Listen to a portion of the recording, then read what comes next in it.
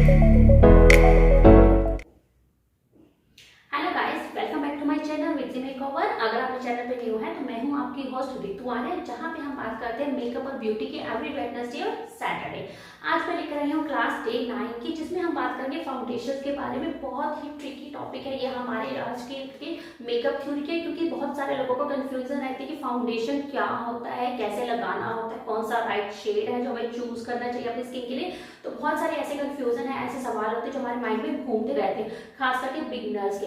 तो आज का वीडियो उसी के ऊपर होने वाला है, जहाँ पे मैं आपके सारे डाउट्स क्लियर करने वाली हूँ और आपको एक डीप थ्योरी की नॉलेज देने वाली हूँ, जिससे आपको पता चल जाएगा फाउंडेशन क्या है, क्यों लगाते हैं, कैसे लगाना है और इसके क्या क्या शेड्स होते हैं। तो चलिए विदाउट वेस्टिंग एनी टाइम आज का वीडियो शुरू करते हैं। इससे पहले जिन्होंने मेरे चैनल को सब्सक्राइब नहीं किया है, अगर आपको मेरा वीडियो अच्छा लगता है तो लाइक जरूर कर दीजिएगा।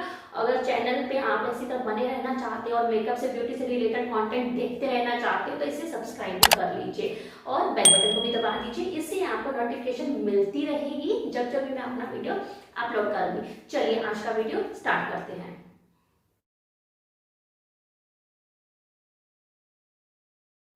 आज मैं आपको बताने वाली फाउंडेशन के बारे में, क्योंकि बहुत सारे लोगों के लिए, even not for the makeup artist, not for the beginners, even जो हाउसवाइफ भी होती है, डेली रूटीन में भी हमारे लिए क्या होता है कि हमने अगर मेकअप के लिए रेडी होना है या किसी ऑफिस के लिए रेडी होना है, पार्टी के लिए रेडी होना, फंक्शन है, कोई छोटा मोटा घर में ही छोटी सी पार्टी है, तो हमें मेकअप के लिए जब अपने आप को रेडी करना है सेल्फ मेकअप के लिए, सेल्फ ग्रूमिंग के लिए, तो सबसे पहले हमारे माइंड में एक चीज आती है कि हमारा स्किन इवन लगे, नॉर्मल लगे। उसके लिए हम क्या चूज करते हैं?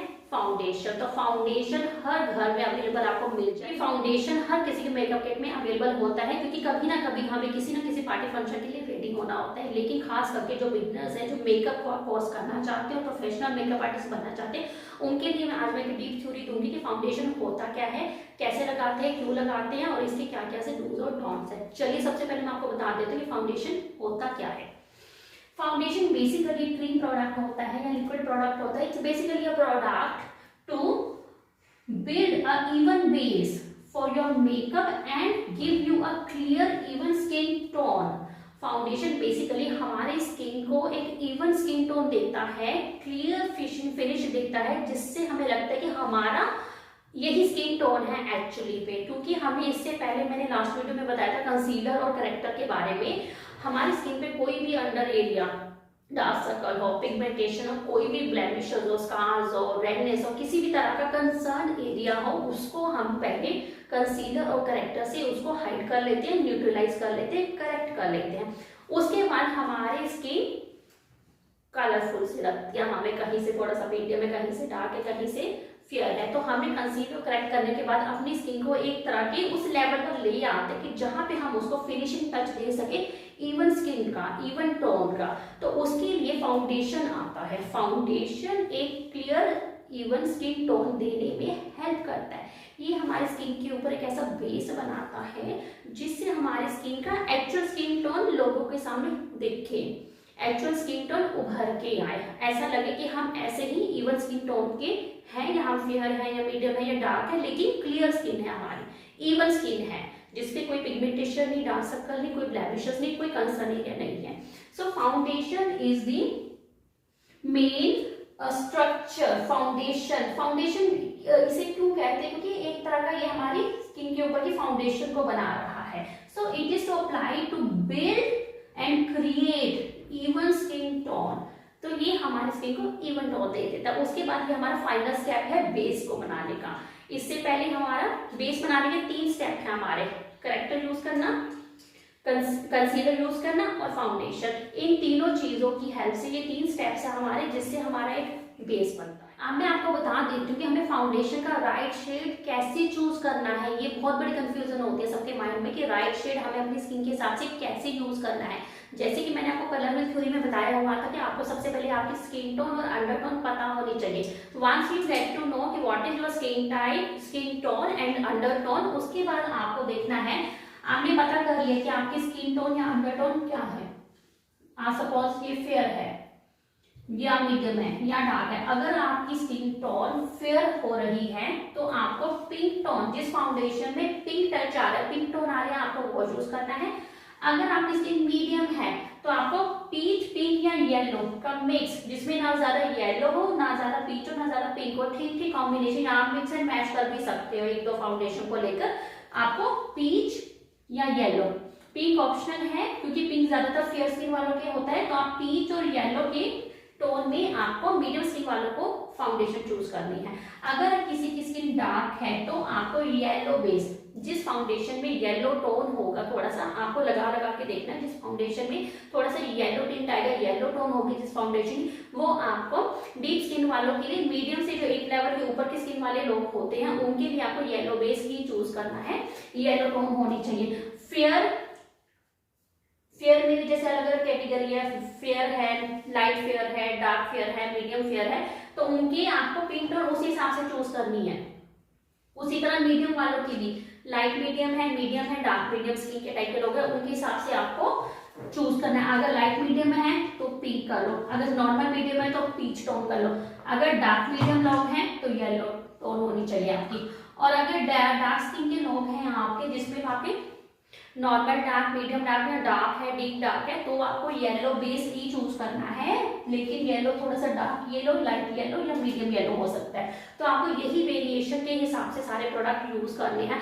आई होप आपको समझ में आ गया होगा कि आपको राइट शेड कैसे चूज करना है। सबसे पहले आपको आपकी स्किन टोन पता होनी चाहिए, फिर आपको आपके अंडरटोन पता होनी चाहिए, क्योंकि आपने यहाँ पे अंडरटोन को स्किन टोन के लेवल पे ले आए हो करेक्ट और कंसील करके। अब आपको अपनी स्किन टोन के हिसाब से फाउंडेशन की टोन चूज कर लेनी है। आपकी फाउंडेशन इसी टोन की अगर होगी, फेयर स्किन वालों को अगर आप पिंक टोन में ही फाउंडेशन लगाओगे तो उनके स्किन का ग्लो बना रहेगा और इवन स्किन रहेगी और केकी फ्लेकी या फिर वो ग्रे नहीं पड़ेगी।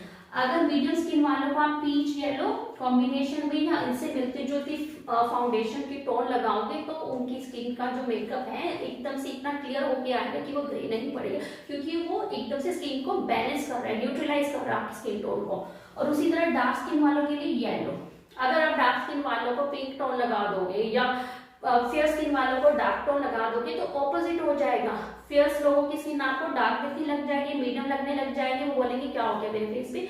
उसी तरह डार्क लोगों की स्किन देखते ना, किसी ने कोई लोग बाय मिस्टेक में भी, उनको भी इतना नॉलेज नहीं होगा, तो डार्क लोगों को थोड़ा सा फेयर दिखाने के चक्कर में थोड़ा सा पिंक टोन या पीच टोन ले लेते हैं, लेकिन थोड़ी देर बाद उनका फेस बहुत ही ग्रे दिखने लग जाता है और मेकअप बिल्कुल ही रॉन्ग हो जाता है। तो आपको अपनी टोन के हिसाब से ही प्रोडक्ट लगाने हैं, लेकिन आप येलो में भी लाइट येलो, नॉर्मल येलो या डार्क येलो कर सकते हो। और बिल्कुल ऑपोजिट वाइस वर्सा नहीं लगा देना कि डार्क को हमने फेयर दिखाना है तो पिंक टोन यूज कर लो, कभी नहीं। This is a wrong theory. आपको अपनी स्किन टोन के हिसाब से, अंडरटोन के हिसाब से ही प्रोडक्ट चूज करने हैं। आई होप आपको समझ में आ गया होगा कौन सी स्किन टोन के हिसाब से कौन सी प्रोडक्ट की कैटेगरी या फाउंडेशन हमने चूज करनी है। अब मैं आपको बता देती हूँ कि फाउंडेशन की कौन कौन से टाइप्स होते हैं, हम किस टाइप में हमें फाउंडेशन अवेलेबल मिलती है मार्केट में और हम उसको यूज कर सकते हैं। फाउंडेशन हमारे पास लिक्विड, क्रीम, पाउडर और स्टिक फॉर्म में होती है। तो ये 4 टाइप्स में हमें फाउंडेशन मिल जाती है मार्केट में अवेलेबल। हम इसके हिसाब से चूज करके अपनी स्किन को प्रेप कर सकते हैं, अपनी स्किन के हिसाब से फाउंडेशन चूज कर सकते हैं। लिक्विड में आपको सारे शेड्स मिल जाएंगे, क्रीम में आपको सारे शेड्स मिल जाएंगे, पाउडर में भी और स्टिक में भी। इन चारों में आपको इस तरह के लिक्विड में आपको हर तरह के शेड मिल सकते हैं, मीडियम, डार्क और फेयर स्किन वालों के लिए। क्रीम में भी इस तरह से आपको फेयर, मीडियम और डार्क स्किन वालों के हिसाब से शेड मिल जाते हैं। और पाउडर में भी आपको इस हिसाब से फेयर, मीडियम, डार्क वालों के हिसाब से फाउंडेशन के शेड चूज करने को मिल जाते हैं। और स्टिक में भी आजकल बहुत सारे शेड्स अवेलेबल हैं, लाइट, मीडियम, डार्क। पूरा कलर व्हील थ्योरी या पूरी मेकअप की किट या सारे शेड चार्ट हमारे लाइट, मीडियम, डार्क के हिसाब से बने होते हैं। लाइट स्किन वालों के हिसाब से सारे शेड होते हैं, मीडियम स्किन वालों के हिसाब से सारे शेड होते हैं और डार्क स्किन वालों के हिसाब से भी सारे शेड अवेलेबल होते हैं, चाहे वो लिक्विड हो, क्रीम हो, पाउडर हो, स्टिक हो। इन सारे टाइप्स में आपको सारे शेड्स अवेलेबल मिल जाते हैं। आप अपने कन्वीनियंस के हिसाब से उसको चूज कर सकते हो। बेस्ट मैं आपको बताऊंगी कि लिक्विड फाउंडेशन ही बेस्ट होती है। मैंने देखो अभी तक आपको यही सजेस्ट किया होगा कि चाहे आप करेक्टर ले रहे हो, कंसीलर ले रहे हो या फाउंडेशन ले रहे हो, लिक्विड बेस्ट होती है, क्योंकि लिक्विड फटाफट लग जाती है, जल्दी से ड्राई होने लगती है और आपके बेस को जल्दी से सेट कर देती है। रेदर देन कि जो क्रीम है हमारा उसको थोड़ा सा सेट होने में टाइम लग जाता है, थोड़ा 2-4 मिनट लग जाते हैं उसको स्किन में अब्जॉर्ब होने के लिए, ब्लेंड होने के लिए, तो it is little bit time consuming. लेकिन अगर आपको डीप कवरेज चाहिए तो आपको हमेशा क्रीम प्रोडक्ट लगाने चाहिए। जिनकी स्किन पे हमें कवरेज ज्यादा चाहिए उनके स्किन पे हमें क्रीम फाउंडेशन अप्लाई करनी चाहिए, क्योंकि उनको कवरेज ज्यादा चाहिए। और जो क्रीम फाउंडेशन होती है वो थोड़ी थिक होती है, इसलिए वो कवरेज अच्छी देती है, जबकि लिक्विड फाउंडेशन थोड़ी सी थिन होती है, नॉर्मल कवरेज देती है, नॉर्मल कवरेज। तो ये 2 पैरामीटर्स आपको ध्यान में रखने हैं। अगर आप लिक्विड ले रहे हो वो थिन होती है, तो क्वालिटी थिन होती है तो नॉर्मल कवरेज देती है। अगर किसी की स्किन पे ज्यादा डार्क सर्कल या करेक्ट करने की जरूरत नहीं है तो उनको आप लिक्विड ले सकते हो, रेदर देन कि आपको लिक्विड जो फाउंडेशन बहुत अच्छी क्वालिटी की हो या अच्छे ब्रांड की हो या महंगी वाली हो जो आपको अच्छी कवरेज दे सके। अदरवाइज नॉर्मल जो लिक्विड फाउंडेशन आती है वो मीडियम टू नॉर्मल कवरेज देती है। और जो क्रीम फाउंडेशन होती है वो डीप कवरेज देती है, क्योंकि वो थोड़ी सी थिक होती है, उनका जो टेक्सचर होता है वो थिक होता है, उनकी जो नेचर होती है थिक होती है, तो वो आपको डीप कवरेज देती है, आपके कंसर्न एरिया को अच्छे से दबाती है। पाउडर फॉर्म और स्टिक जो ये दोनों आती हैं, ये आपको मैं सजेस्ट करती हूँ कि आपको अपना बेस को सेट करने के लिए लिक्विड या क्रीम बेस आपको कोई ना कोई एक चीज चूज करना ही पड़ता है। या तो आप लिक्विड फाउंडेशन से बेस बनाओ या क्रीम से बेस बनाओ, और जब आपको उसको लॉक करना हो तो आपको पाउडर फाउंडेशन यूज करनी चाहिए। ठीक है, पाउडर फाउंडेशन आपके लिक्विड या क्रीम बेस को भी सेट करने के लिए पाउडर फाउंडेशन आती है। अकेली पाउडर फाउंडेशन से आपका मेकअप सेट नहीं होता है, बेस नहीं बनता है। पाउडर फाउंडेशन आपके लिक्विड या क्रीम बेस को सेट करने के लिए होती है। पाउडर फाउंडेशन कहते हैं टू सेट लिक्विड और क्रीम बेस। डायरेक्टली सिर्फ पाउडर फाउंडेशन से आपका बेस नहीं बनता है, आपको अपना लिक्विड या क्रीम से आपका बेस बनाना पड़ता है। उसके बाद उसको सेट करने के लिए, लॉक करने के लिए आपको पाउडर फाउंडेशन हेल्प करता है। इसके अलावा आजकल मार्केट में स्टिक भी अवेलेबल है। स्टिक भी आपको थोड़ा सा क्रीमी फॉर्म में मिलती है, ये भी क्रीम ही होती है, क्रीम फॉर्म होती है और थिक होती है, तो ये इसका ऑल्टरनेटिव है। क्रीम फाउंडेशन का ऑल्टरनेटिव है एक तरह से स्टिक फाउंडेशन। स्टिक फाउंडेशन लगाने में बहुत आसान होती है, क्योंकि फाउंडेशन एक लिपस्टिक की तरह की होती है, उसी तरह की स्टिक बनी हुई आती है, इजिली हम पूरे फेस पे लगा सकते हैं। सो this is already again a cream foundation जो इजिली, इसका बेसिकली पर्पस क्या है कि इजिली यूज कर सकते हैं हम, इजी टू हैंडल होती है। तो ये बेसिकली आपके फाउंडेशन के टाइप होते हैं, लिक्विड, क्रीम, पाउडर और स्टिक। इनमें से ही आप चूज करके कोई भी, इवन सारी अपनी मेकअप किट में रख सकते हो अगर आप प्रोफेशनल मेकअप आर्टिस्ट हो। अगर आप अपने सेल्फ ग्रूमिंग या सेल्फ मेकअप के लिए यूज करते हो तो आप एक लिक्विड या क्रीम, आई वुड सजेस्ट कि लिक्विड ही लो, क्योंकि लगाने में आसान होती है, अच्छे से सेट हो जाती है, आसानी से ब्लेंड हो जाती है। अब मैं आपको बता देती हूँ कि इनको अप्लाई कैसे करना होता है। कोई भी आप प्रोडक्ट लेते हो, चाहे वो लिक्विड फाउंडेशन हो, क्रीम फाउंडेशन हो, स्टिक हो या फिर आपका पाउडर हो, इन सब चीजों को स्किन पे आपको हमेशा डैब डैब करके ही लगाना है। या फिर आप उसको डैब डैब करके कैसे लगा सकते हो, फिंगर से तो नहीं लगाना आपको या तो ब्रश लेना है, फ्लैट ब्रश या फिर ब्यूटी ब्लेंडर, दोनों की हेल्प से आप अपने फाउंडेशन को अपनी स्किन पे लगा सकते हो। This is the way to apply your foundation. आपको या तो फ्लैट ब्रश लेना है, जो फाउंडेशन के ब्रश आते हैं बने हुए अवेलेबल होते हैं वो लेना है, या फिर आप ब्यूटी ब्लेंडर से भी उसको ब्लेंड कर सकते हो। आप दोनों का कॉम्बिनेशन भी यूज कर सकते हो। आपको जो भी फाउंडेशन लगानी है आप पहले ब्रश पे लीजिए उसका फाउंडेशन। अगर आप लिक्विड ले रहे हो या क्रीम ले रहे हो या आप स्टिक ऑन ले रहे हो, स्टिक ऑन तो आपको सीधा ही लग जाएगी, उसके लिए ब्रश की जरूरत नहीं होती। जो स्टिक फाउंडेशन होती है स्टिक ऑन की बनी होती है, स्टिक की तरह, पेंसिल की तरह, वो आपके डायरेक्ट ही लग जाती है, उसके लिए ब्रश की जरूरत नहीं है। लेकिन जो आपका लिक्विड, क्रीम या पाउडर फाउंडेशन होती है वो आपको ब्रश से लेकर पूरे फेस पे सिर्फ डैब डैब करके लगाना है। आपको मैंने बताया किसी चीज को स्वाइप नहीं करना है या ड्रैग नहीं करना है, क्योंकि आपका उसके पहले करेक्टर और कंसीलर लगा हुआ है आपकी स्किन पे। अगर आप कोई फाउंडेशन, अगर आपने कोई भी प्रोडक्ट ड्रैग करके लगाओगे, स्वाइप करके लगाओगे, तो नीचे का प्रोडक्ट हिल जाएगा अपनी जगह से और वो दोबारा से सेट नहीं हो पाएगा ढंग से। तो नीचे का प्रोडक्ट आपका हिले ना और ऑलरेडी सेट ही रहे, तो आपको उसके ऊपर जितनी भी लेयर लगाओगे किसी भी चीज की, सपोज हम फाउंडेशन ही लगा रहे हैं, तो आपको डैब डैब करके ब्रश के साथ लगाना है और फिर उसके बाद आपको ब्यूटी ब्लेंडर से उसको सेट करना है। यहाँ पे आपको ब्यूटी ब्लेंडर से पहले ब्रश से लगाना है और ब्यूटी ब्लेंडर से उसको सेट करना है। So this is the exactly way आपको अपना कंसीलर, करेक्टर या फाउंडेशन कैसे लगाना है।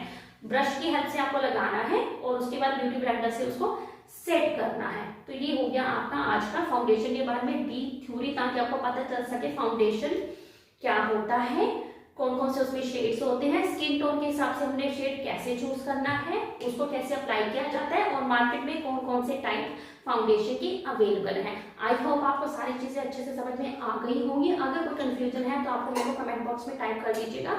कोई भी आप चीज पूछना चाहते हैं तो मैं आपका रिप्लाई करने की कोशिश करूंगी। और अभी मैं आपको इसके बारे में और भी आगे फर्दर मेकअप क्लासेस में डीप थ्योरी देने वाली हूँ, ताकि आपका पूरा बेसिक जो थ्योरी होती है, बेसिक टू एडवांस कोर्स की सारी आपकी क्लियर हो जाए, फिर हम प्रैक्टिकल करेंगे। तो अभी आपको फाउंडेशन के बारे में जितनी चीजें समझ में आई है उसको आप इम्प्लीमेंट करने की कोशिश करो, अपने स्किन के ऊपर प्रैक्टिकल करने की कोशिश कीजिए। अभी के लिए आज का वीडियो इतना ही। अब बात कर लेते हैं मेकअप टिप की।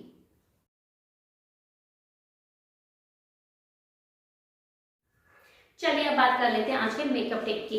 आज का मेकअप टिप ये है कि जब भी आपको फाउंडेशन का राइट शेड चूज करना है तब आपको अपने हैंड पे या आर्म्स पे स्वैप करके नहीं देखना है, क्योंकि हमारे हैंड या आर्म की स्किन हमारे फेस की स्किन से अलग होती है। हमारा फेस अलग होता है, हमारे हैंड्स थोड़ा टैंड होते हैं। ये दोनों में अगर आप डिफरेंस करोगे आप खुद ही देख जाओगे, हमारे हैंड की स्किन का जो टोन होता है और हमारे फेस की स्किन टोन होती है वो थोड़ी सी शेड अलग होता है। तो जब भी आपको राइट शेड चूज करना है फाउंडेशन का, आपको अपनी जॉ लाइन पे या फिर चीक पे आपको उसको चेक करना है, लाइन स्वैप करके देखना है कि आपकी स्किन के हिसाब से कौन सा राइट शेड है फाउंडेशन का। तो ये है आपका आज का मेकअप का टिप। आज का वीडियो इतना ही। अगले वीडियो में आपसे मिलूंगी एक अच्छे टॉपिक, नए टॉपिक के साथ। अगर आपको मेरा वीडियो अच्छा लगा है तो इसको लाइक कर दीजिएगा और मेरे चैनल को सब्सक्राइब कर लीजिए, क्योंकि ऐसा ही कंटेंट आपको मेकअप और ब्यूटी से रिलेटेड फ्यूचर में भी देखने को मिलता रहेगा और बहुत सारे इंटरेस्टिंग टॉपिक के साथ मैं आपसे हमेशा मिलती रहूंगी। आज के लिए इतना ही, अगले वीडियो के लिए मिलते हैं। Bye bye.